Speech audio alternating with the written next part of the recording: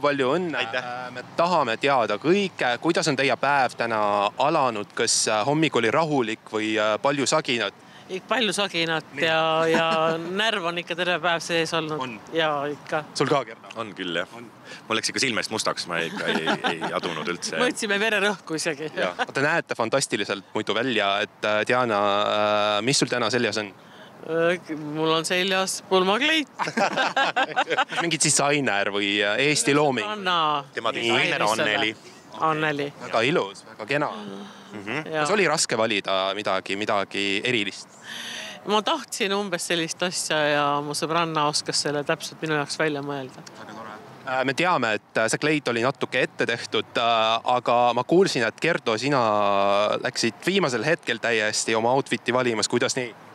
Sellepärast mulle meeldib teha asju spontaanselt. Mulle meeldib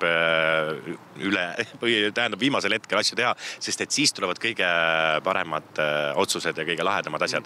Nii et ma usun, et tuli äge. Te elate muidu nii nähtavad elu. Kuidas on võimalik üldse säilitada seda õnne ja tasakaalu, kui iga päev tuleb mingi uus draama, mingid võõrad inimesed tulevad, pildistavad ja kuidas see kõik võimalik on? Varsti enam ei ela.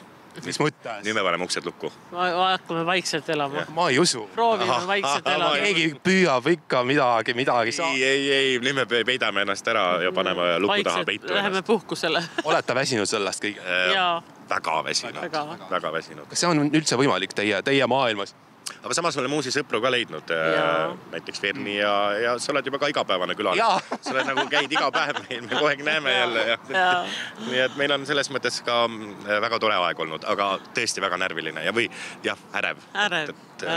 See väsitab ikka ära küll. Kas mesinädalad on juba plaanis paigas? Ootame, mis tuleb? Itaaliasse sõidame. Väga tore. Sorrentosse. Miks sinna? Sellepärast, et seal on meil olnud kõige ilusamad ajad ja mõlemale meeldib meil Itaalia. Lõuna-Itaalia on ilus. Väga tore. Aitäh teile ja palju õnne veel kord. Teile ja kõigile, et tulite. Aitäh. Aitäh. Nii, kuidas teie siis Brutbaari tunnete? Oi, ma tunnen juba ammu, juba Dianaga olen, ja tegelikult Gerdoga ma tunnen isegi veel kauem. Me olime kunagi ühise sõbra kaudu, puutusime kokku, olime laeva peal vist, kui hakkasime suhtlema, jah. Kas mingi aftekas täna tuleb ka? Oi, seda te peate küsima Diana käest. Kutsed ei ole saanud? Ja tegelikult sain juba küll, jah.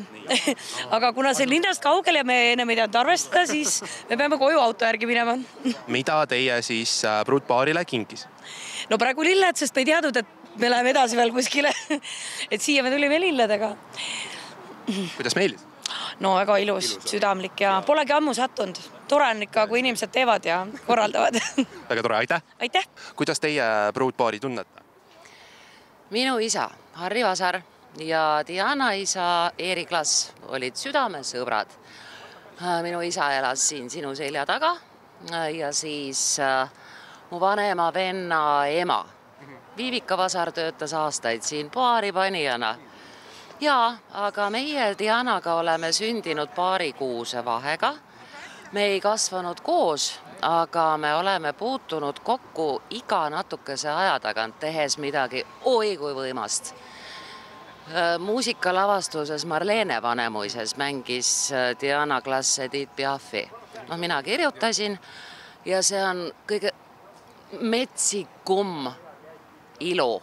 Kuidas, mul tulid kanalahk tuli, kuidas Diana laulis, terve saal oli põlvili.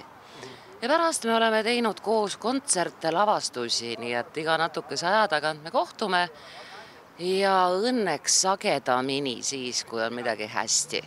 Me oleme koos nutnud ka, aga rohkem on see.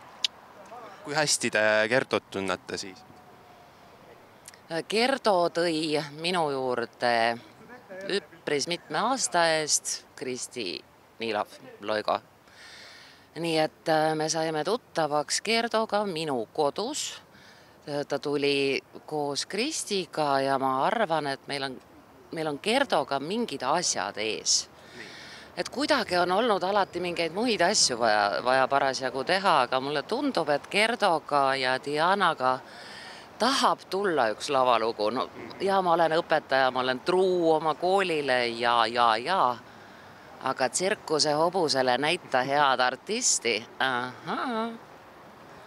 Paljusid arvasid tegelikult viimase hetkeni, et tegemist on mingi trikiga või promo reklaami asjaga, aga siin kõik on päris. Kas te teadsite alguses, et armastus on päris ja nende vahel on selline keemia?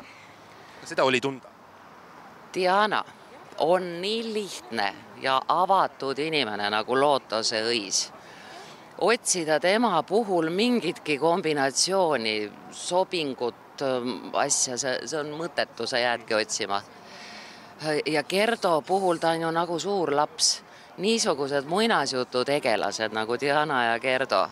Nad ei tee pulli, nad teevad päris asju, sest kõige tõsisemad asjad ongi muinasjutud, eriti need, millel on hea lõpp. Aitäh teile! Sullegi!